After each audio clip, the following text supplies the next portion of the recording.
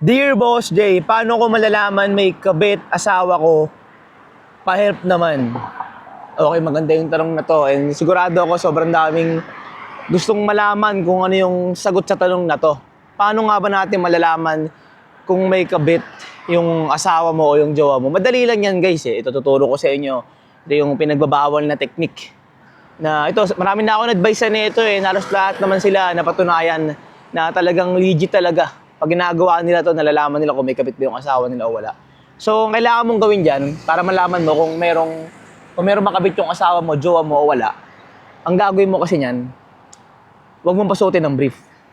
So, pag umalis yung asawa mo, pumunta ng trabaho, pumunta sa ride, naglaro ng basketball, pumunta ng mall, huwag mong pasuotin ng brief. Ganun lang kasimple yun eh. Di ba? Bakit ba kailangan mag-brief? Eh, hindi naman nakikita yun. Malalaman ba ng katrabaho niya na may brief siya o wala? Di ba? Hindi naman, di ba? Nakapantalong ka naman eh. Kung magbabasketball ka, nakashort ka naman. Di ba? Nagpaalam sa'yo, mahal, magbabasketball muna ako. Payagan mo. Pero huwag musutin ng brief. Mahal, may inuman kasi kami mahal eh. Paalisin mo.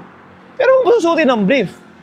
Kapag yan, pumayag, yung asawa mo pumayag siya na hindi siya mag-usot ng brief, ibig sabihin, walang kabit yan. Talagang honest sa'yo yan, loyal talaga sa'yo yan. Kasi para sa'yo, susundin ka niya, di siya mag-usot ng brief, mapatunayan lang sa'yo na na wala siyang kabit, di ba? Wala siyang babae. Ngayon, what if pumayag? Hindi nagsuot ng brief.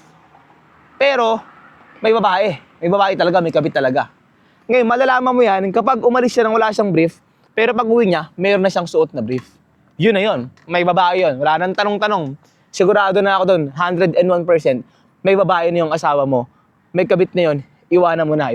Ba't nag-brief yun? Di ba? Ano yun? Nagbaon siya ng brief? Umalis siya ng trabaho, tapos bilang nagkaroon ng brief. Saan galing? Yung niya sinuot yung brief. Doon pala magtataka ka na eh. Paano niya nasuot yung brief? Saan siya pumunta? Di ba? Nag-check-in yun. Di ba? May pinunta ang bahay yun. Doon niya sinuot yung brief. Siyempre, wala naman makikita ng babae niya. Wala siyang suot na brief. Oh, nakakahiya yun, di ba? Oh, yun. So, sana nasagot ko yung tanong mo.